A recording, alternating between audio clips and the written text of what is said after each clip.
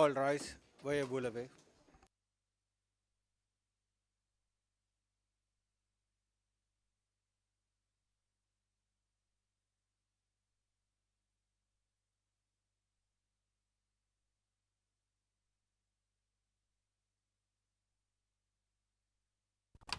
Please be seated. May I ask you to continue? Le président, bien, je vous demande de bien vouloir reprendre Madame Begg. Madame Begg, merci, mesdames et messieurs les juges. Alors, avant de commencer, j'aimerais aborder deux petits points d'ordre pratique. Tout d'abord, notre collègue Ber Hassan est venu nous rejoindre du côté de l'accusation. Puis, deuxièmement, on m'a demandé de faire une correction pour le moyen 29 dont Madame Gustafsson a parlé tout à l'heure. Elle a parlé de jugement en appel de Perlich au paragraphe 584 à 591. Or, en fait, la bonne référence est le jugement de appel dans Perlich, paragraphe 3022. Voilà, donc je parlais de la prémisse erronée selon laquelle dans le jugement, tout tournait autour d'une seule interception. Et j'étais sur le point de dire ce que faisait Karadzic pour pouvoir s'assurer du succès de l'opération. Alors, j'allais vous donner trois catégories. La première catégorie, c'était d'utiliser de nombreux canaux pour pouvoir surveiller ses forces.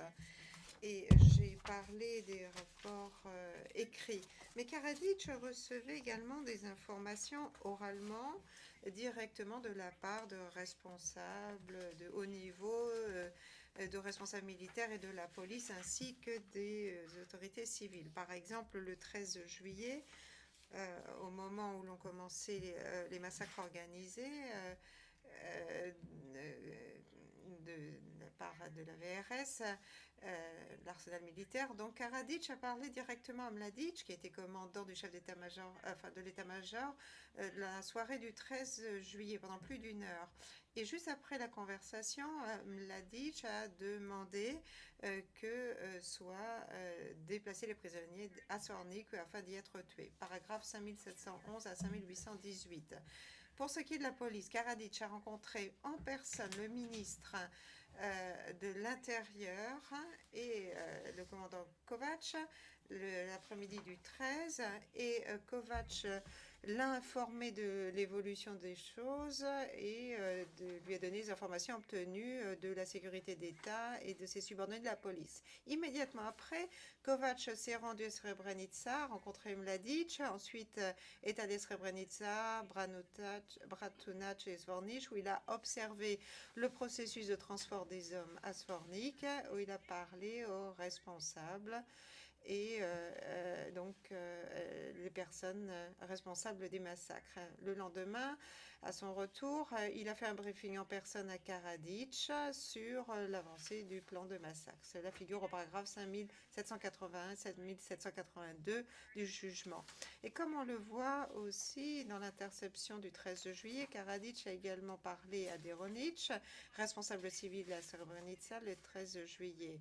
Et donc, à ce moment-là, eh bien, il était connu, et Karadzic savait qu'il y avait un plan visant à tuer les prisonniers. 5811. Mais monsieur le président, mesdames et messieurs les juges, pas uniquement les responsables à haut niveau savaient cela.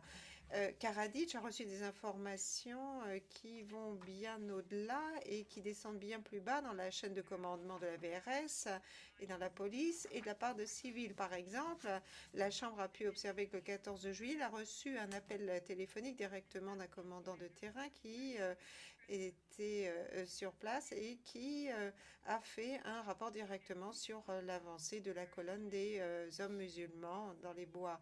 Et le même jour, Karadzic a rencontré en personne un groupe de responsables civils de côté serbe de Srebrenica, et ils ont parlé de la création d'une structure de présidence.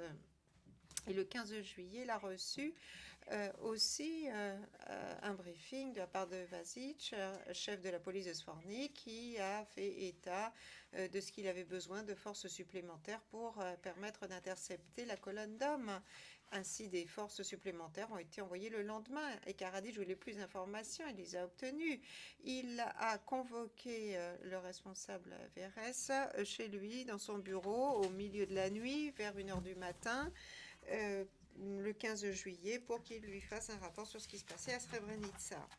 Et Karadzic envoyait aussi ses subordonnés dans lesquels il avait confiance pour obtenir des informations sur le terrain, comme il l'a fait lorsqu'il a envoyé Kovac, avec Kovac, et comme il l'a fait le 16 juillet, juste quelques minutes après que la VRS avait ouvert le corridor. Et donc, lorsque Karadzic a été envoyé à Zvornik, et la Chambre a conclu que Karadzic suivait les opérations de très près et que malgré le fait qu'il aurait pu être le seul à faire quelque chose, eh bien, il n'a rien fait pour arrêter ou modifier le plan. Et la Chambre a bien conclu que cela encourageait l'objectif visé par le plan. Paragraphe 5829 et 5830. Je passe maintenant à la deuxième catégorie de la participation de Karadzic et de ses opérations de supervision. Donc là, il est question d'ordres qui sont donnés pour s'assurer de la réussite de l'opération, par exemple en nommant des subordonnés. Donc en plus des conversations interceptées, des instructions données à Deronic, j'y reviendrai d'ici quelques instants, nous voyons que le 13 juillet, Karadzic a promu Krstić au poste de commandement du corps de la Drina. C'est Krstić dont la brigade en 1992 qui avait séparé les hommes des femmes et avait ensuite commis un massacre organisé des hommes dans la municipalité de Sokolac. C'est Krstić aussi qui avait personnellement supervisé la séparation et les transferts forcés à Srebrenica. Et Karadzic qui l'a récompensé en lui accordant une promotion. Ultérieurement, il a félicité Karadzic en disant que c'était là l'un des plus grands architectes de la victoire extraordinaire à Srebrenica.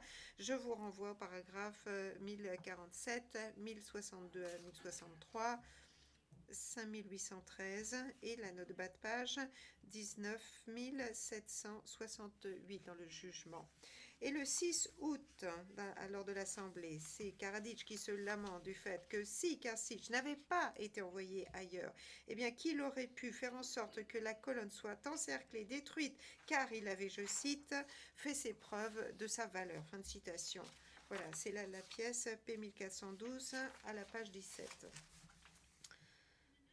Autre ordre, le 14 juillet, Karadzic, en connaissance de cause de l'opération des massacres, qui déclare l'état de guerre à Srebrenica, paragraphe 5819. Le même jour, il donne un autre ordre qui nomme Deronic, en qui il a confiance, au poste de président de la présidence de guerre.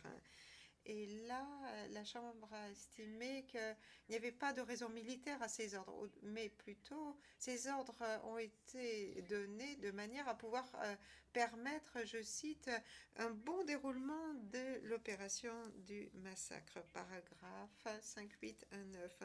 Et ces ordres donnent à l'arsenal militaire et à Deronic en particulier des pouvoirs extraordinaires sur des personnels civils et des ressources, par exemple des excavatrices dont on a besoin en vue des massacres et en vue des enterrements. Après les massacres à Gravica, dans l'entrepôt le 13 juillet, l'état-major, dans la nuit, essaye de trouver des machines pour pouvoir se débarrasser des corps. Et là, des pouvoirs supplémentaires sont accordés par Karadzic pour permettre la réalisation de la tâche herculéenne visant à enterrer plus de 5000 corps en l'espace de quelques jours. Alors, au départ, la défense prétend que l'effet de la déclaration de guerre était limité à Srebrenica, mais en fait, ce n'est pas le cas. Comme on le voit au paragraphe 3, on voit la responsabilité du corps Ladrina qui comprend les municipalités de Srebrenica, Bratunac et Zvornik. Cela figure au paragraphe 190 du jugement de la Chambre de première instance. Troisième catégorie, la participation de Karadzic est également illustrée par les étapes qu'il entreprend afin de protéger l'opération de massacre de l'attention de la communauté internationale et de son intervention. C'est Karadzic personnellement qui a limité l'accès sur zone et qui a utilisé ses pouvoirs pour empêcher que des personnalités internationales accèdent sur la zone pendant les tueries. Il a totalement fait la sourde oreille aux Nations Unies qui exigeaient d'y avoir accès à Srebrenica. Il a fallu attendre juillet après les massacres pour que le CICR ait eu un accès limité sur la zone. Ils n'ont trouvé que 164 détenus de Srebrenica. On leur a dit qu'il n'y en avait pas d'autres. Et on voit dans la pièce P5177 les divers structures des Nations Unies qui essayaient encore d'avoir accès aux personnes portées disparues le 30 août 1995. Je fais référence au paragraphe 5787 et 5788 du jugement de première instance. Karadzic a aussi fait circuler de fausses informations sur ce qui était arrivé aux hommes musulmans bosniaques. Il a menti de manière parfaitement délibérée à CNN, à David Frost, le 17 juillet, en donnant des réponses qui laissaient entendre que ces hommes étaient encore en vie. Et pour éviter d'attirer l'attention internationale sur lui, Karadzic a permis à du personnel local musulman de Bosnie de la foi connue de partir avec l'ONU parce que les tués auraient trop attiré l'attention de la communauté internationale. Karadzic avait aussi connaissance de l'opération de nouvel enterrement qui a été menée par ses forces en septembre-octobre 1995, lorsqu'au milieu de la nuit, les corps ont été déplacés des lieux où ils avaient enterré initialement vers des sites secondaires, de manière à dissimuler des éléments de preuve des crimes commis. Cette opération épouvantable avait été entraînée par le fait que la communauté internationale avait découvert l'existence de fausses communes lorsque Madeleine Albright s'était exprimée au Conseil de sécurité des Nations Unies en août 1995, suite à la visite d'Albright vers l'un des sites d'exécution qui était soupçonné en mars 1996. Karadzic et Mladic ont pu donc fêter la réussite de leur opération de couverture. Donc, ça figure au paragraphe 5793. Donc, voilà pourquoi nous disons que les arguments de Karadzic reposent sur une hypothèse qui est erronée. Il est clair que l'évaluation de la Chambre de l'intention de Karadzic, sa participation à l'entreprise criminelle commune va bien au-delà de la seule interception qui est mise en exergue par la défense, car il y a diverses couches d'éléments de preuve et de conclusions qui prouvent qu'il a bel et bien l'intention qu'il partage et qu'il participe lui-même. Je passe maintenant au fait que Karadzic conteste l'interception.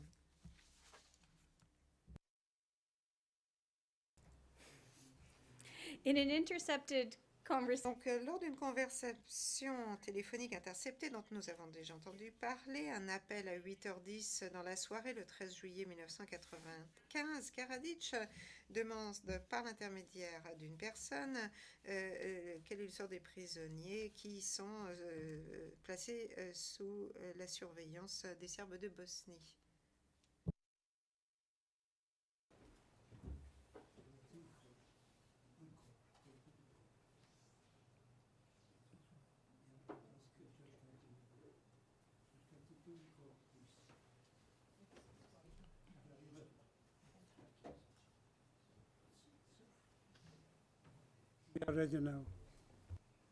Le président. Bien, voilà, nous sommes prêts. Madame Beg. Donc, par le biais de son intermédiaire, Karadzic pose des questions sur les prisonniers qui sont sous sa garde. Et Deronic l'informe de ce qu'il a un grand nombre de détenus à Bratunac, 2000 personnes, et on en attend encore plus. L'information de Deronich correspond bien à la conclusion de la Chambre selon laquelle le 13 juillet, entre 1500 et 2000 musulmans de Bosnie étaient déjà placés sous la garde des forces serbes de Bosnie. Paragraphe 5707. Puis Karadzic donne une instruction indiquant le fait que tous les biens doivent être placés à l'intérieur des entrepôts d'ici midi demain. Et il précise qu'il ne veut pas dire dans les entrepôts là-bas, mais ailleurs. Donc, mesdames et messieurs les juges, Karadzic reconnaît le fait que l'appel a bel et bien eu lieu.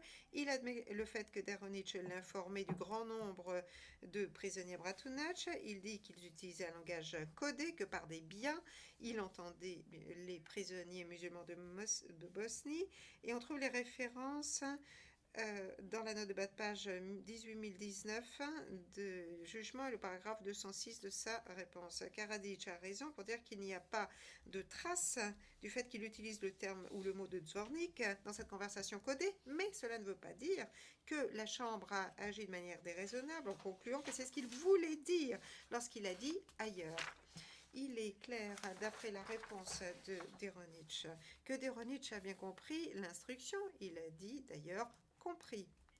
Et pas plus tard que plusieurs heures plus tard, Deronich explique à d'autres que Karadzic a ordonné que les prisonniers soient acheminés vers Zvornik. Et il est clair du reste des éléments de preuve qui sont laissés sous silence par la défense, que dans cette interception, Karadzic donnait l'ordre à Deronich de déplacer les prisonniers à Zvornik afin qu'ils soient examinés.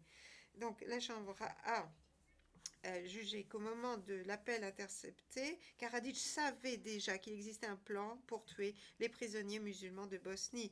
Et plutôt que d'intervenir afin d'empêcher ces massacres, eh bien Karadzic a ordonné que ces personnes soient transférées ailleurs. Paragraphe 5818. Et à peu près au même moment de l'appel intercepté, Mladic donne l'ordre de transférer de grands nombres de détenus musulmans bosniaques de Bratunac à Zvornik, ordre qui venait de la chaîne de commandement militaire.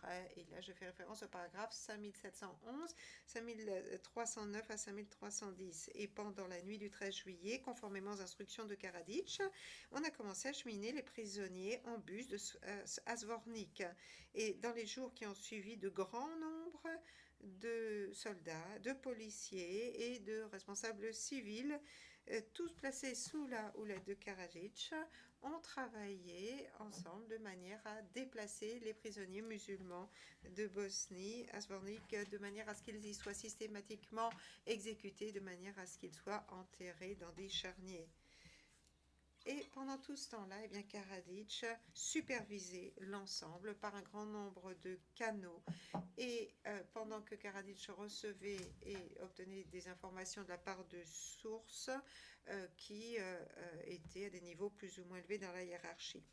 Alors, vous vous souvenez que l'ordonnance de Karadzic à Deronich, dans la conversation interceptée, était de déplacer les prisonniers avant midi le lendemain. Karadzic a rencontré Deronich en personne quelques minutes, 40 minutes après cette date butoir de midi. Et ils ont parlé de la mise en œuvre de l'ordre de Karadzic afin que soient déplacés les prisonniers qui restaient à Zvornik. Et ils ont parlé du massacre d'environ 1000 prisonniers musulmans qui avait eu lieu à Kravica la veille. Et bien sûr, Deronich venait de passer la nuit d'avant à travailler avec des militaires afin d'obtenir les ressources civiles requises afin que soient enterrées les centaines de victimes de Kravica. Et donc, quelle a été la réponse de Karadzic? Alors, il ne sait pas juste qu'il y a un plan, mais c'est que ses subordonnés sont en train de tuer de manière active des prisonniers musulmans de Bosnie sur une grande échelle, et des prisonniers qui sont envoyés à Zvornik, là où il n'y a pas de prison, aucune raison de les envoyer sur place, si ce n'est pour les tuer. Alors, c'était le commandant suprême. Est-ce qu'il a ordonné à sa hiérarchie militaire d'arrêter les massacres? Non. Est-ce qu'il a donné cet ordre à la police? Non. Est-ce qu'il a expliqué à Deronich que c'était un terrible malentendu de ces messages codés? Non. Est-ce qu'il a ordonné à Deronich de déplacer les prisonniers pour les placer dans un lieu sûr ou d'arrêter d'avoir recours à des ressources civiles dans l'opération du massacre civil? Non, au contraire. Comme je viens de le décrire, Karadzic a facilité leur travail. Vous vous souviendrez que plus tard, le même jour, le 14 juillet, Karadzic a donné encore plus de pouvoir à Deronich en déclarant la guerre et en nommant Deronich comme président de la présidence de guerre. Mesdames et messieurs les juges, la Chambre avait toutes les raisons de conclure que Karadzic avait donné l'ordre à Deronich que les prisonniers musulmans de Bosnie devaient être envoyés à Zvornik. Et ce n'est là pas le seul élément de preuve qui montre que Karadzic avait ordonné le déplacement des prisonniers à Zvornik. La Chambre a aussi entendu des éléments de preuve indépendants de la bouche de Momir Nikolic, indiquant que Karadzic avait ordonné que les prisonniers soient transférés à Zvornik. Momir Nikolic était chef de sécurité et du renseignement à la brigade de Bratunac. Dans son témoignage, il a dit que dans les heures du petit matin du 14 juillet, il avait entendu par hasard une conversation entre Behara, subordonné de Mladic à l'état-major de la VRS, et Vasic, chef de la police de Zvornik, et Deronich, les trois hommes représentant la VRS, la police et l'autorité civile, qui étaient en train de dire où les prisonniers devaient être transférés en vue de l'exécution. Pas si ils devaient être tués, mais où ils devaient être tués. Et Deronich a eu la haute main en invoquant l'instruction de Karadzic en disant que les prisonniers devaient être transférés à Zvornik. La Chambre savait quel était le rôle de Nikolic comme témoin dans les crimes et a traité sa déposition, je cite, avec la plus grande prudence. Paragraphe 5056. Et la Chambre a donné une explication extrêmement claire sur 22 paragraphes, avec aussi 6 notes de bas de page très fouillées, qui concernent la crédibilité et la fiabilité de Momir Nikolic. Et en particulier, j'attire votre attention sur la note de bas de page 18022, où la Chambre de première instance reconnaît le fait que Karadzic n'est pas d'accord avec, avec la déposition de Nikolic sur cette réunion. Or, la Chambre a pour autant été convaincue du fait que ce qu'a dit Nikolic était véritable et fiable quand ce qui s'était passé lors de la réunion. Karadzic s'est plaint de nombreuses reprises pour dire que les éléments de preuve présentés par Nikolic n'ont pas été corroborés. Bon, d'un point de vue de droit, cela n'a pas d'importance. Il n'y a pas d'erreur commise sur le fait de se fier à un témoin non corroboré. Mais en fait, sur le plan des faits, il se trompe parce que le témoignage de Nikolic a été bel et bien corroboré. Par exemple, il a été corroboré par l'interception qui dit que Karadzic donne l'instruction à Deronich de déplacer les prisonniers.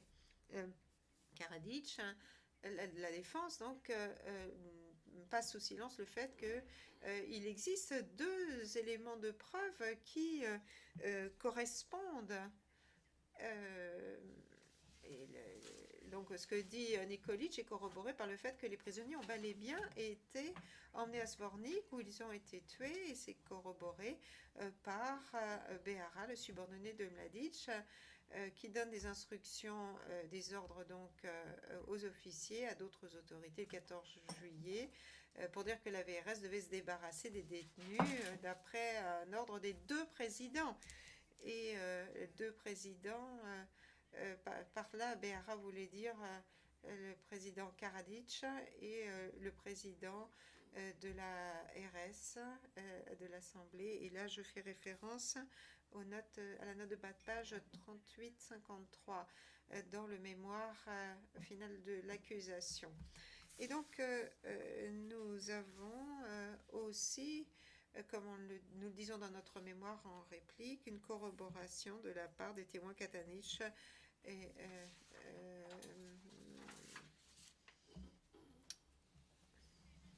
donc, quant à l'autoreprésentation,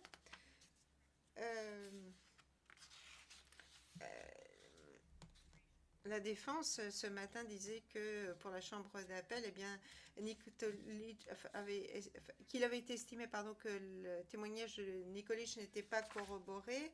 Dans une décision sur une requête de la défense, la chambre a estimé que les témoins n'avaient pas de connaissance directe de la réunion en question, mais pour autant, la chambre d'appel ne s'est pas penchée sur la question de la corroboration. Pour qu'il y ait corroboration, ce n'est pas la peine qu'il y ait connaissance directe des choses. Je fais référence au jugement d'appel de Perlich, paragraphe 1643. Et enfin, je voudrais souligner qu'il n'y a pas d'erreur de la Chambre que de dire qu'il y a le fait qu'une Chambre n'est pas forcément tenue par l'opinion d'une autre. Et là, je fais référence au jugement d'appel de Popovic, paragraphe 132 à 184. Alors, Karadzic, lui, il a une autre version de l'interception et il dit que il voulait dire que les prisonniers devaient être envoyés dans une prison qui était surveillée par le CICR à Batkovitch. Sa version d'interception n'est pas conciliable avec le reste des éléments de preuve pour ce qu'il savait, pour son comportement. En fait, son autre version, pour qu'elle soit valable, aurait passé par un complot de vaste ampleur, avec tous ses subordonnés, diverses sources d'informations du côté militaire, du côté de la police, du côté civil. Il aurait fallu que toutes ces personnes gardent un énorme secret qu'ils auraient gardé caché de leur chef. Et il s'agit là d'une théorie du complot que la Chambre a rejetée comme étant inconcevable, paragraphe 5802. Et la version de Karadzic, d'ailleurs, est contredite. Contredite parce que lors des exécutions de masse du 13 au 16 juillet, il n'y a pas un seul prisonnier musulman qui a été envoyé à Batkovitch. Paragraphe 51-31. Et cela est contredit il est contredit aussi par le fait qu'un certain nombre d'enquêtes internationales concernant les prisonniers menées par le CICR, les Nations Unies, des journalistes, Karadzic n'a jamais dit à quiconque que les prisonniers avaient été envoyés à Batkovitch. Au contraire, il les envoyait vers une mauvaise direction. Donc, cela n'est pas logique.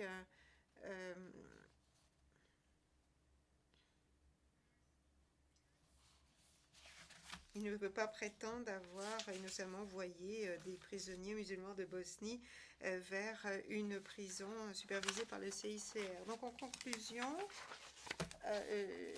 le fait qu'il ait été jugé coupable ne repose pas uniquement sur une seule interception, ni sur une seule interprétation de ce qu'a dit un témoin complice dont les dires n'ont pas été corroborés. Le fait qu'il ait été jugé coupable pour les massacres de Srebrenica repose sur une évaluation extrêmement poussée et précise de l'ensemble d'un grand nombre d'éléments de preuve. Et les éléments de preuve ont montré que Karadzic, qui était au sommet du pouvoir, a utilisé les forces placées sous son autorité, sous son contrôle, de manière à exécuter plus de 5115 hommes et jeunes garçons musulmans de Bosnie. Donc son intention a été établie sans équivoque. Il n'y a pas d'erreur démontrée et donc il faut rejeter le moyen 40. Je passe maintenant la parole à Madame Gustafsson qui va nous parler de Sarajevo.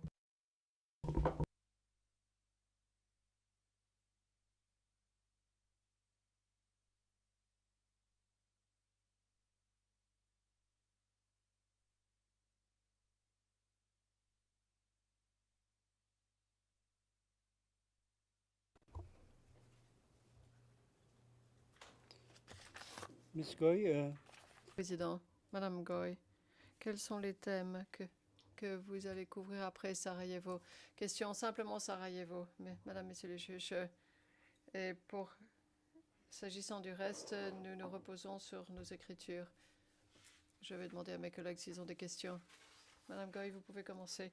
Je vous remercie. Avant d'aborder la question des moyens individuels propres à Sarajevo, je souhaite résumer les événements de Sarajevo tels que constatés par la Chambre de première instance, car ceci permet de donner le contexte des moyens individuels.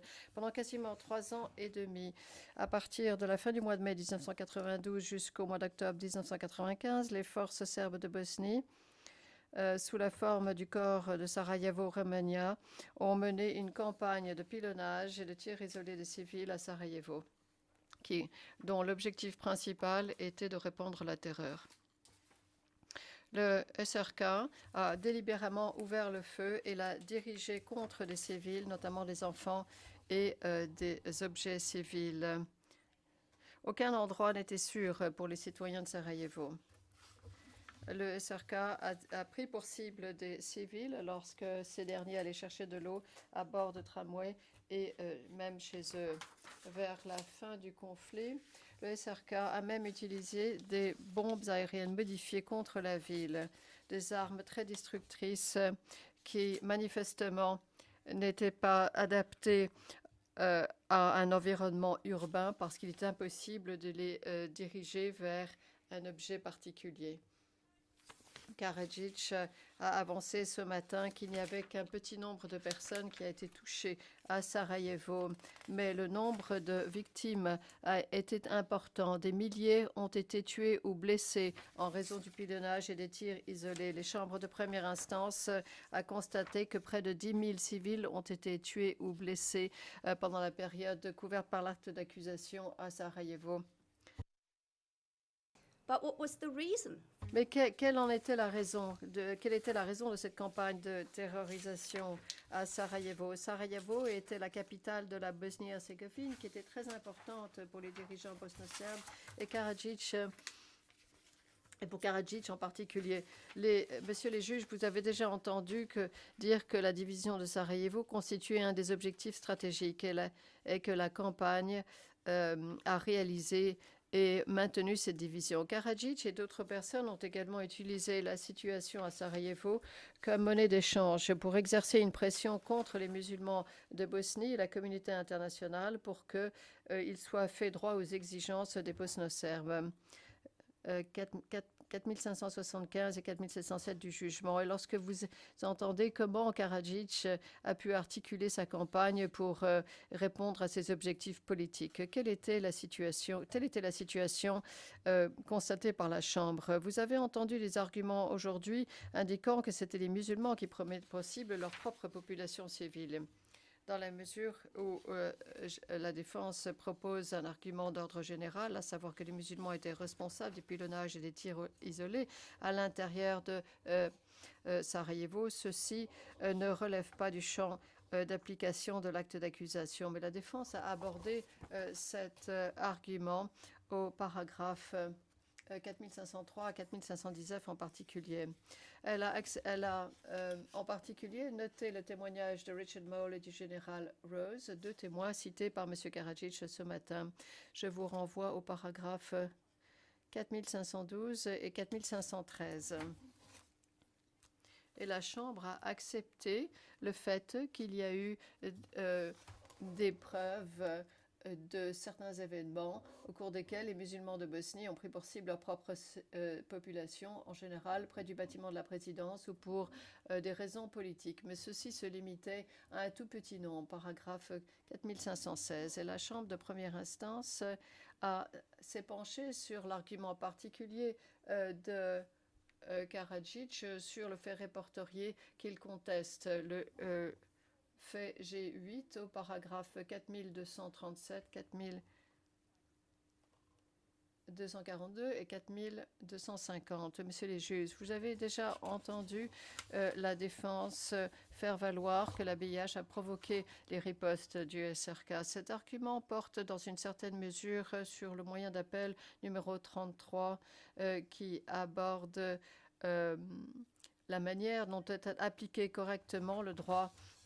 humanitaire international. La Chambre de première instance a abordé la question des pratiques de tir de l'ABIH et a reconnu que, avec certains éléments de preuve, l'ABIH a provoqué le SRK, les tirs du SRK.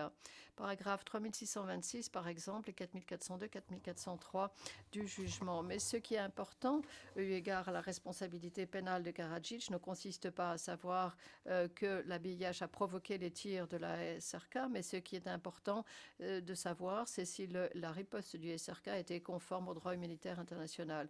Et la Chambre de première instance a raisonnablement constaté que ce n'était pas le cas. Le SRK a soit pris pour cible directement les civils, ou la Chambre a déduit de façon raisonnable que, compte tenu du caractère indiscriminé et disproportionné de l'attaque, que celle-ci était dirigée en réalité contre la population civile. Je souhaite maintenant aborder les moyens restants concernant Sarajevo, 36-37 et le moyen numéro 34. Avec votre autorisation, Madame, Monsieur les juges, je souhaite commencer par répondre aux moyens 36 et 37 qui ont un caractère plus général, à savoir que Karadzic partageait l'objectif commun aux fins de répandre la terreur dans la population civile de Sarajevo par l'intermédiaire d'une campagne de pilonnage et de tirs isolés.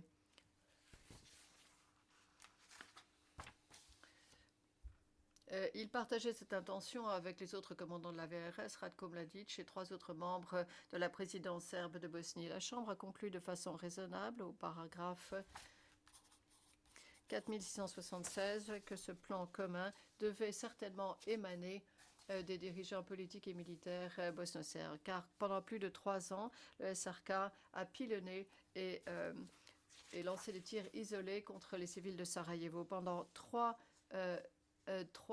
années, le pilonnage et les tirs isolés étaient les mêmes. Ceci s'est poursuivi dans une ville qui était très importante aux yeux des dirigeants serbes de Bosnie, et pendant 3 ans, l'état-major principal de la VRS, placé sous le commandant le Mladic et du SRK, est contrôlé par Dragomir Milosevic, qui contrôlait le SRK. Pendant toute la période couverte par l'acte d'accusation, Karadzic a contrôlé l'armée serbe de Bosnie. Le comportement de Karadzic montre qu'il partageait cet objectif commun à Sarajevo, l'entreprise criminelle commune, et qu'il avait l'intention de répandre la terreur par le biais de cette campagne de tirs isolés et de pilonnage. Karadzic n'a cessé de soutenir Mladic, même s'il savait dès le départ ce que planifiait ou ce qu'avait prévu Mladic pour Sarajevo. Karadzic a participé directement aux questions militaires à Sarajevo et aux alentours de Sarajevo. Karadzic était au courant des attaques contre les civils de Sarajevo, mais les a niées et a prétendu qu'il ne s'agissait pas de la responsabilité du SRK devant la communauté internationale. Karadzic a articulé la campagne en fonction de ses moyens, de ses objectifs politiques. Par exemple, il a augmenté le niveau de pilonnage et de tirs isolés pour influencer les négociations avec les Nations Unies et les musulmans de Bosnie pour exercer une pression et de façon à ce qu'ils acceptent ces exigences. Paragraphe 4886. Karadzic a soutenu et promu les commandants du SRK, même s'il savait qu'ils avaient participé à la campagne. Karadzic n'a pas empêché le pilonnage et les tirs isolés contre des civils et de punir les auteurs responsables. En outre, Karadzic a fait de nombreuses régulations qui clairement indiquaient que sa position a été une position dure. Il menaçait et encourageait la violence à de nombreuses reprises. Paragraphe 4922 du jugement. La défense conteste un certain nombre de points eu égard à l'objectif commun et partagé par Karadzic. Aujourd'hui, je vais répondre à 2 de ces contestations et me concentrer sur 2 arguments en réplique. Premièrement, Les conclusions de la Chambre sur la question de l'objectif commun doivent être retenues, quelle que soit la réunion qui se soit déroulée entre Mladic, Karadzic et d'autres avant le fait répertorié dans les annexes G1. Et deuxièmement, les ordres de Karadzic qui étaient censés protéger la population civile ne minimisent en rien la conclusion qui consistait à dire qu'ils partageaient l'objectif commun. Les conclusions de la Chambre sur l'objectif commun ne dépendent pas d'une réunion entre Mladic, Karadzic et d'autres personnes avant le fait G1. Nous avons expliqué dans notre mémoire, on rappelle, que quand bien même Karadzic s'était rendu à Lisbonne le 20 mai, cette réunion aurait même pu encore se dérouler ce jour-là. Ceci ne contredit en rien la position de l'accusation au procès, telle qu'indiquée dans la réplique. Dans le mémoire final, l'accusation renvoie à cette réunion qui s'est tenue un jour après le 19 mai, ce qui n'exclut pas le 20 mai. Quoi qu'il en soit, la conclusion qui consistait à dire qu'il y avait un objectif commun visant à terroriser la population de Sarajevo, partagée par Karadzic, ne dépendait pas de cette réunion.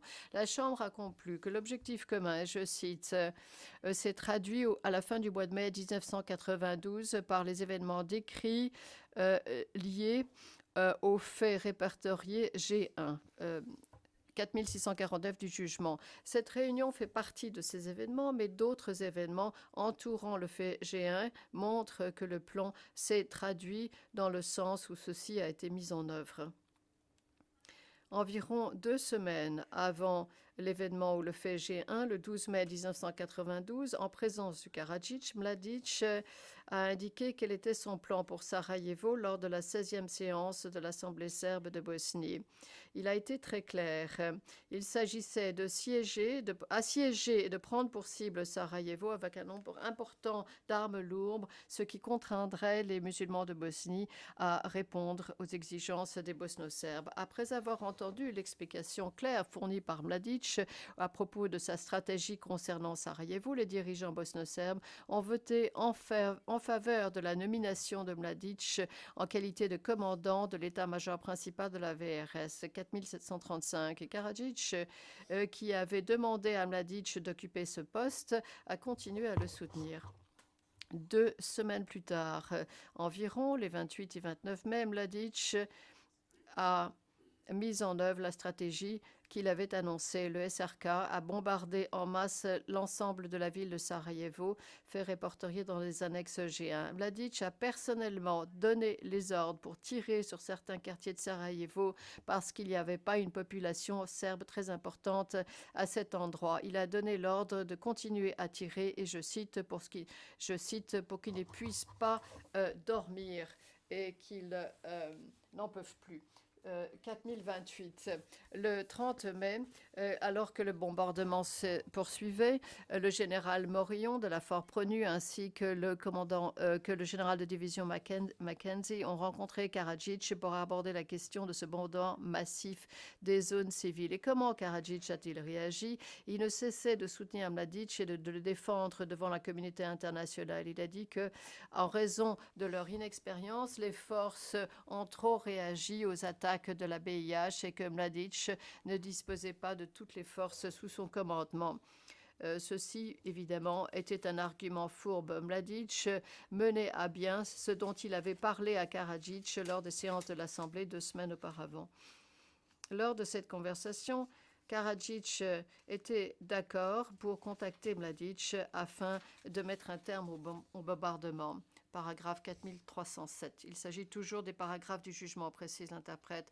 Mais moins d'une semaine plus tard, dans la soirée du 5 juin 1992, le SRK a lancé une autre attaque contre l'ensemble de la ville de Sarajevo qui a duré 3 jours et qui a tué ou blessé de nombreux civils et endommagé et détruit des bâtiments civils. Fait G2, paragraphe 4055. Par conséquent, en se fondant sur les événements autour du G1, la Chambre de première instance a conclu de façon raisonnable qu'un objectif commun existait, qu'il s'est traduit par la terrorisation de la population civile par le biais d'une campagne de pilonnage et de tirs isolés, que Karadzic partageait cet objectif, indépendamment de savoir quand et si oui ou non la réunion s'était déroulée. Ce qui m'amène au deuxième point. La Chambre de première instance a abordé les ordres de Karadzic qui précisaient que les civils ne devaient pas être pris pour cible et a conclu qu'ils n'ont pas minimisé l'intention qu'ils partageaient. Ceci était raisonnable parce que ces ordres ont été donnés lorsque Karadzic était sous pression de la part de la communauté internationale, faisait l'objet d'une menace des frappes aériennes de l'OTAN, ou que c'était dans son intérêt d'agir ainsi pour réaliser ses objectifs politiques. Ces ordres n'étaient pas censés mettre un terme à la campagne de pilonnage et de tir isolé. Au mieux, ils étaient destinés à cesser pendant un certain temps lorsque la campagne ne convenait pas à Karadzic, paragraphe 4927. À d'autres occasions, 4927. À d'autres occasions, Karadzic a fait comme s'il protégeait les civils de Sarajevo. 4936. La défense fait valoir en réplique que les ordres Karadzic visant à protéger la population civile étaient efficaces, indépendamment de savoir si ces ordres ont été donnés suite à la pression de la communauté internationale. Mais ceci n'est pas important. Ces ordres étaient efficaces parce lorsqu'ils étaient opportun politiquement pour Karadzic. Et dès que ceci n'était plus le cas, la campagne s'est poursuivie. Par exemple, 2 jours après le premier événement de Marcalé, le 5 février 1994, Karadzic a donné un ordre au commandant du SRK et des unités du SRK où il les menaçait personnellement et les tenait responsables de toute attaque contre des civils. Paragraphe 4776. Et cet ordre était efficace, comme l'a constaté la Chambre dans le paragraphe. Et pourquoi Karadzic a-t-il donné cet ordre? Parce que la communauté internationale était scandalisée après le pilonnage du marché de Marcalé. Comme l'a conclu la Chambre, les Bosno-Serbes devaient faire face à d'éventuelles frappes aériennes de l'OTAN. 4877, note de bas de page, 16631. Et lorsque la pression politique baissait, la campagne se poursuivait. Note de bas de page 16626. Ce qui montre que Karadzic pouvait mettre un terme à la prise pour cible des civils lorsqu'il le souhaitait, que la campagne de prise pour cible de civile à Sarajevo s'est poursuivie pendant 3 ans, ce qui signifie que lui, le commandant suprême, avait l'intention de voir cela se poursuivre. Les instructions à caractère général de Karadzic visant à protéger la population de civils de Sarajevo étaient, dans la plupart du temps, étaient de faux semblants. La Chambre a raisonné comme il se doit que ces instructions émanant du commandant suprême n'avaient aucun effet sur le terrain. 4936, par exemple, en réplique, la défense indique que le libellé de la directive 1 est important, que le mauvais traitement des civils d'une population non armée est strictement interdit. D232. Ce libellé n'était qu'un faux semblant et n'avait aucun effet sur Sarajevo qui était assiégé. Mladic a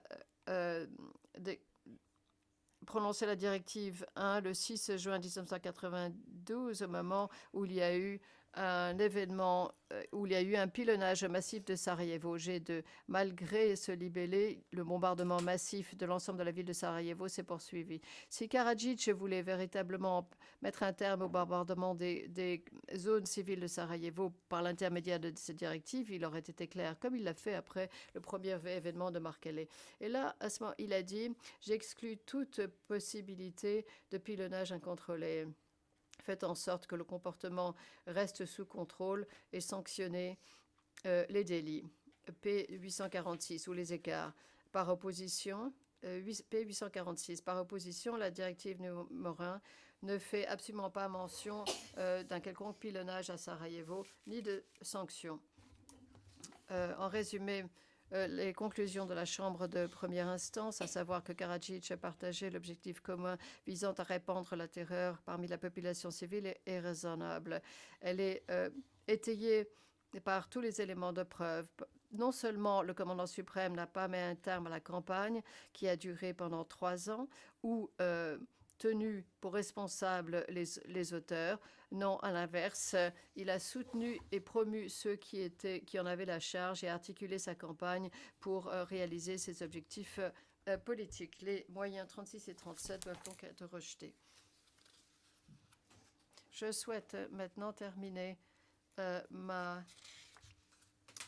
l'argument avec le moyen d'appel numéro 34, le pilonnage du marché de Marc-Allais. La Chambre a conclu que le SRK a tiré cet obus de 120 mm qui a touché le marché de Marc-Allais le 5 février 1994. Le marché de Marc-Allais était un marché à ciel ouvert où les citoyens de Sarajevo achetaient et vendaient de la nourriture et d'autres marchandises. Cela se trouve dans la vieille ville de Sarajevo, un quartier de Sarajevo sur lequel tirait fréquemment le SRK. Également, le 5 février 1994, de nombreux civils se trouvaient au marché de Marc-Allais et lorsque l'obus a explosé, celui-ci a tué au moins 67 personnes et a blessé plus de 140 personnes, de nombreuses femmes et personnes âgées. Les conclusions de la Chambre qui précisaient que le SRK a tiré cet obus est raisonnable. La défense aujourd'hui a avancé ses préoccupations, indiquant qu'un rapport des Nations Unies a dit que la Chambre s'était appuyée sur un représentant officiel musulman qui était capable de prouver qu'il s'agissait des Serbes. La défense parle du docteur Barko Zečević qui a calculé l'angle de chute sur lequel s'est appuyée la Chambre. La Chambre a eu raison de s'appuyer sur l'estimation et le calcul du docteur Zečević. L'angle de chute est pertinent parce qu'il permet de déterminer l'origine du tir. Mais il y a d'autres facteurs dont a pris compte la Chambre pour parvenir à sa conclusion et dire que le SRK était responsable de cette attaque. Pour montrer que les conclusions de la Chambre étaient raisonnables, je vais expliquer la pertinence de l'angle de chute. Je vais ensuite aborder la question de savoir pourquoi la Chambre a conclu raisonnablement qu'il fallait tenir compte de l'angle de chute de Zečević de 50 à 65 degrés. Et dernièrement, j'indiquerai quels autres facteurs la Chambre a tenu compte pour déterminer de façon raisonnable que c'est le SRK qui a tiré l'obus. L'angle de chute est un élément pertinent parce que ça peut être utilisé pour déterminer si l'obus a été tiré depuis le territoire détenu par le SRK. Il n'est pas contesté que cet obus a été tiré d'une direction nord-nord-est à 18 plus ou moins 5 degrés de l'est au nord. Nous allons utiliser une carte où le témoin Zečević avait indiqué quelle était la direction du tir. Il s'agit de la pièce à conviction P 2317, page 17 dans la version en B7. Et pour vous permettre de voir ceci plus facilement, nous avons mis en exergue les annotations de Zečević et la direction du tir. Et vous pouvez voir quelle est la direction du tir entre les deux lignes rouges qui se trouvent à l'extérieur. La ligne de confrontation se situait à 2300 voire 2800 mètres de là. 4199, nous avons ajouté la ligne de confrontation qui se trouve à la pièce P 1058. Nous l'avons placée sur la carte de Zečević. Le SRK contrôlait le territoire à l'extérieur de la ligne de confrontation qui se trouve en rouge, donc en direction du nord-est. Donc, si l'obus avait été tiré d'une distance qui était plus importante que la distance de la ligne de confrontation en rouge, cela devait forcément provenir du SRK. Et cette distance est déterminée par deux facteurs. C'est un peu technique, l'angle de chute de l'obus, autrement dit, lorsque la forme de la courbe et si... Et plus l'angle est bas, plus la distance est importante au niveau de l'impact. Le nombre de charges utilisées pour tirer l'obus. La charge est un agent propulseur qui ajoute de la vitesse et par conséquent de la descente. Donc jusqu'à 6 agents propulseurs complémentaires aux charges peuvent être ajoutés à un obus de mortier. Et lorsqu'on place l'angle de descente l'angle de chute et le nombre de charges sur une table de tir de mortier de 120 mm, on peut déterminer la distance. Pour ce qui est des charges, il n'est pas contesté en appel que l'obus a été tiré avec des charges de plus de 3. 4248. Si on regarde l'angle de chute, la chambre de première instance s'est appuyée sur l'angle de chute entre 55 et 65 degrés, tel qu'estimé par Berko Zetsevich. Et cet angle à cet angle et une charge de 3 ou davantage, la source du tir ou la provenance se trouve bel et bien sur le territoire détenu par le SRK. Zetsevich l'a indiqué sur une carte, il l'a annoté. On voit les zones d'où aurait pu provenir le tir et les différentes charges utilisées.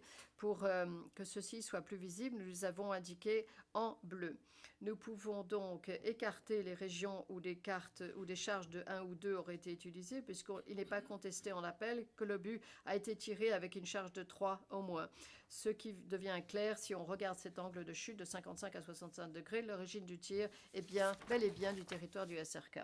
L'angle de chute peut être calculé en se fondant sur une analyse du cratère laissé par l'obus. Le président, il vous reste 5 minutes. Madame Goy, pardonnez-moi, je pensais qu'il me restait 15 minutes.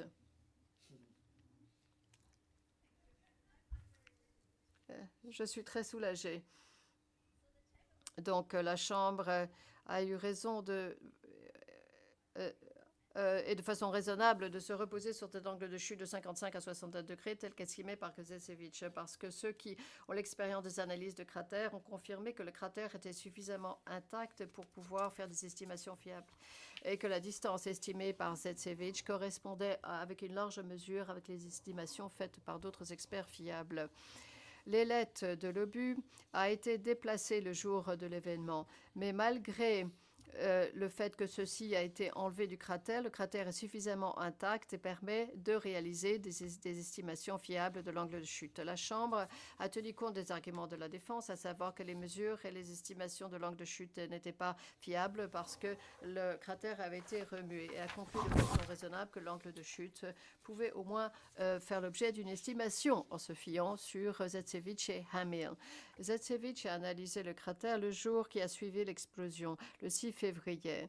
Il disposait de l'expertise requise. C'était un ingénieur en mécanique avec de nombreuses années d'expérience en matière d'industrie des armes. Note de bas de page 4231. La Chambre a explicitement abordé la question des arguments de la défense qui précisait que Zetsevich n'est pas crédible et les a écartés en déclarant qu'ils étaient sans fondement. 4247. Zetsevich a clairement expliqué dans le détail comment il a mesuré l'angle. Il a placé le stabilisateur ou l'empennage dans le tunnel créé par la pénétration de l'obus. 12168. Et Zetsevich a confirmé que lorsqu'il a placé le stabilisateur à nouveau dans le tunnel, il a positionné de la manière dont cela aurait dû être positionné, et qu'il n'y avait pas d'écart important par rapport à sa position initiale. Page du compte-rendu d'audience 12168. Alsop, l'expert de la défense, a regardé une vidéo sur la position initiale du stabilisateur ainsi que des images du stabilisateur lorsque ceci a été réinstallé. Il a confirmé que Zetsevich semblait placer le stabilisateur dans une position analogue à celle dans laquelle il se trouvait à l'origine. 29 461, page du compte-rendu d'audience. Et vous pouvez le constater, lorsque le stabilisateur a été remis dans le cratère le 6 février 1994, il s'agit d'un arrêt sur image de la vidéo des 896 à 39 minutes 15 secondes. Je vous renvoie, Madame, Messieurs les juges, aux photographies correspondantes P509-51, page 1.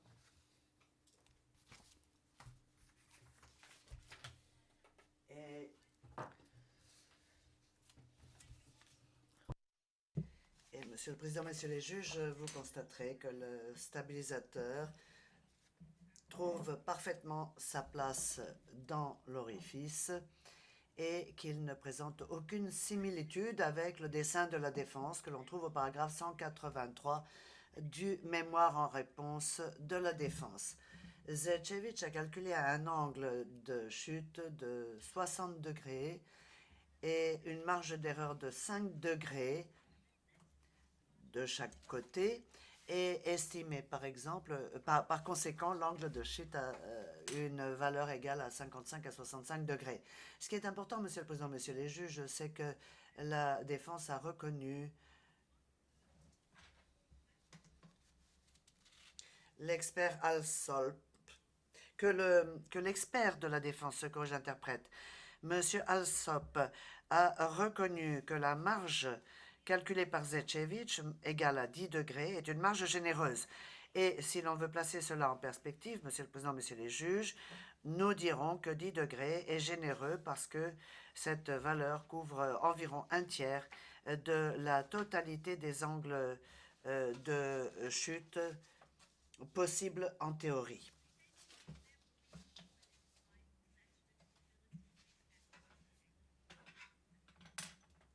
Il fallait en effet que l'angle soit supérieur à 49 degrés pour exonérer les immeubles situés autour de marchés, mais il ne pouvait pas être supérieur à 85 degrés, ce qui est la valeur possible maximale.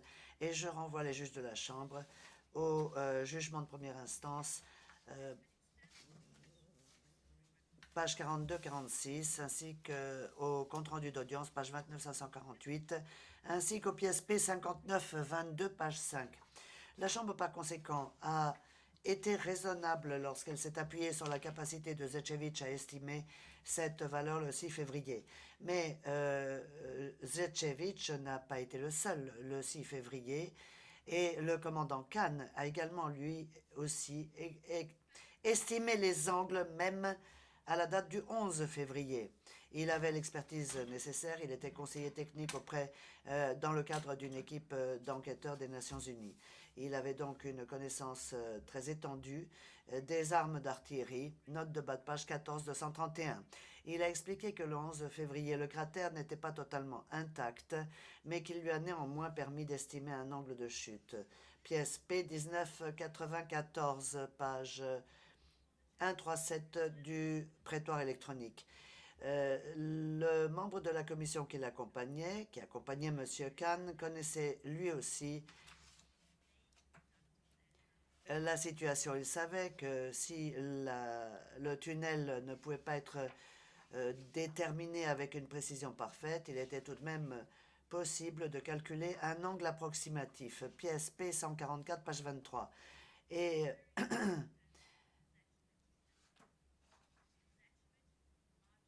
pourquoi, dans ces conditions, comme Karadzic l'a dit ce matin, le rapport aurait-il dû conclure que la valeur en question ne pouvait pas être estimée de façon autrement qu'arbitraire? En effet, ce qui vient d'être cité ne réduit en rien la capacité de la Chambre à se faire son raisonnement. Il était raisonnable pour la Chambre de première instance de s'appuyer sur l'élément de preuve fourni dans le cadre de cette analyse de cratère réalisée par une personne d'expérience, M. Zečević, et au vu de l'explication des experts consultés sur l'état du cratère, l'analyse est apparue tout à fait utilisable. Par ailleurs, la Chambre a fait preuve de raison en s'appuyant sur Zečević parce que l'angle de chute estimé par Alsoft et Khan recoupait très largement l'estimation de Zečević et qu'il avait la plus importante marge d'erreur. Monsieur le Président, Messieurs les juges, les estimations initiales faites par Khan l'ont été avec des unités de mesure différentes, les mils, avant d'être converties, et elles l'ont été par le bureau du procureur, avec une différence de 2 degrés. Vous trouvez la table de conversion dans la pièce à conviction P1441, page 17. La Chambre a fait très attention que les mesures ou les estimations faites par d'autres soient prises en compte, même si l'angle de chute était différent. Elle a abordé ces différences et expliqué de façon très raisonnable pourquoi les autres estimations ne devaient pas être prises en compte. Paragraphe 42-46 et 42-47 du jugement. Ce qui reste, c'est l'analyse de cratère faite par des experts qui ont expliqué pourquoi et comment ils ont eu la possibilité d'estimer un angle de chute et ont déclaré qu'ils sont en toute indépendance les uns par rapport aux autres parvenus à une estimation très proche. Entre eux trois, la Chambre s'est appuyée raisonnablement sur Zečević qui présentait la marge d'erreur la plus importante, une marge qui a été reconnue comme généreuse, y compris par l'expert de la défense. Monsieur le Président, Messieurs les juges, la défense, dans sa réponse, propose un élément nouveau, un argument nouveau. En effet, elle estime que ce chevauchement après analyse du cratère a été modifié et autorise d'envisager un angle de chute et un cratère perturbé dans une telle mesure qu'aucune mesure ne serait plus possible. Il déclare que le cratère a été perturbé entre la première analyse effectuée le 11 février et la seconde analyse faite le 12 février 1994, ce qui aurait rendu toute mesure impossible à la date du 12, pièce P 1441, page 26. La nouvelle théorie de la défense est également contredite par un autre élément de preuve technique. Le schéma de l'éclat d'obus, des éclats d'obus qui sont restés sur le sol après explosion de l'obus. Ils n'ont pas été perturbés par la perturbation du cratère, pièce P 2317, page 5, ce qui réfute la nouvelle théorie de la défense et confirme d'autant plus l'estimation de Zečević quant à l'angle de chute dont la valeur se situe entre 55 et 65 degrés sur la base de l'analyse de cratère effectuée. Par ailleurs, la Chambre a conclu raisonnablement que la défense avait tiré l'obus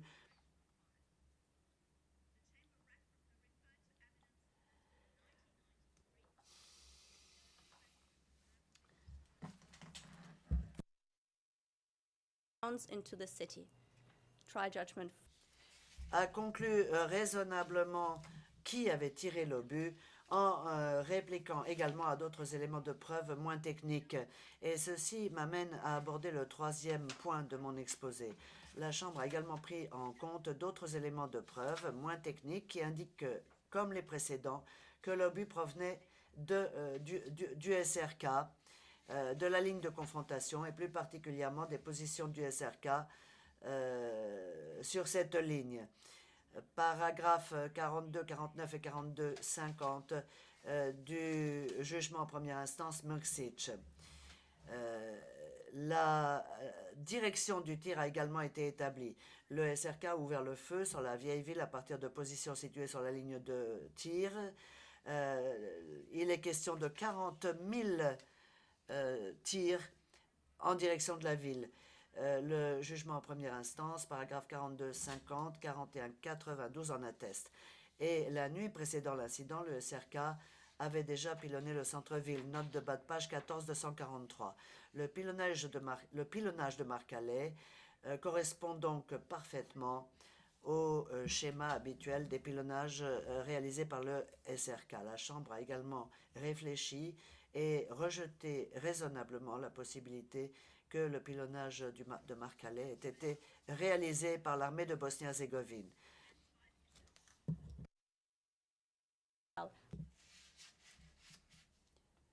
La Chambre a fait remarquer qu'il n'existait aucun élément de preuve indiquant que l'armée de Bosnie-Herzégovine possédait des mortiers dans le secteur ou aurait pu établir la direction, et ceci n'a pas non plus été établi par l'analyse de la direction du tir.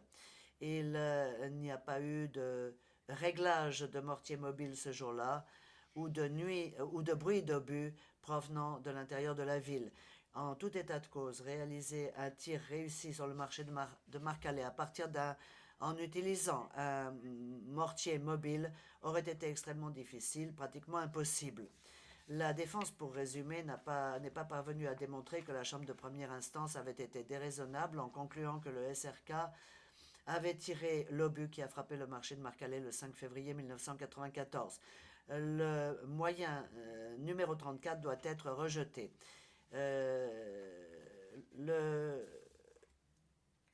Pour conclure, Monsieur le Président, Messieurs les juges, la position de l'accusation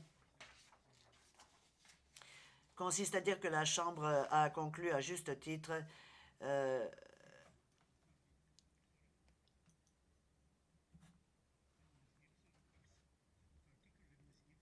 à l'existence de 4 entreprises criminelles communes liées à la commission des crimes. Monsieur Karadzic a obtenu un procès équitable et n'est pas parvenu à démontrer une quelconque erreur factuelle ou juridique dans le jugement. Son appel doit donc être rejeté. Voilà la fin de mon exposé, Monsieur le Président. Mais j'indique qu'en page 120 du compte-rendu d'audience, la référence à l'arrêt Perlich et au numéro de paragraphe doit se lire comme étant le paragraphe 1647. Vous avez des questions peut-être, Monsieur le Président, Messieurs les juges. Le Président, je vérifie. Non, merci beaucoup de votre argumentation. Madame Goy, je vous remercie. Le Président, je remercie Maître Robinson et Monsieur Karadzic pour leurs arguments. Maître Gibson, bien entendu, je voulais dire.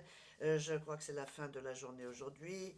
Et je vous rappelle que nous reprendrons demain nos débats à 9h30. Jusqu'à 11h, nous entendrons la réponse Karadzic. De 11h à 11h30, nous ferons la pause et nous entendrons l'appel de l'accusation de 11h30 à 12h. Après quoi, M. Karadzic, s'il le désire, aura la possibilité de s'adresser personnellement à la Chambre pendant 10 minutes.